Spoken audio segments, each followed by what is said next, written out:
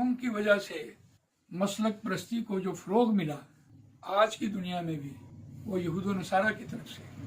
और ये 14वां रुकू जो शुरू हुआ, वक़ालतिल यहूद लैसतिन नसारा अला शै वक़ालतिन नसारा लैसतिल यहूद अला शै वहुम यतलूनल किताब कज़ालिका क़ालल्लज़ीना ला यअलमूना मिस्ला क़ौलिहिम फल्लाहु यहकुमु बैनहुम यौमल क़ियामति फ़ीमा कानू फ़ीही यख्तलिफ़ून।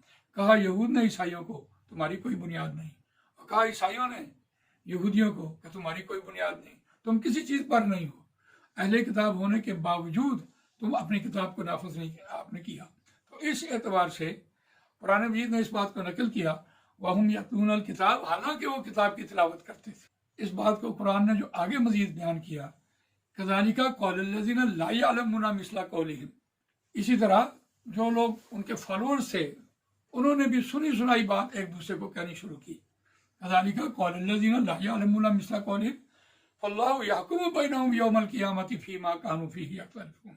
तो ये जो फ़िरका वारियत और मसलक परस्ती की बात करते हैं, एक दूसरे को तान सान करते हैं और उनके जो फॉलोअर्स करते हैं, अल्लाह ने उसका फैसला अगले जहान में करना है।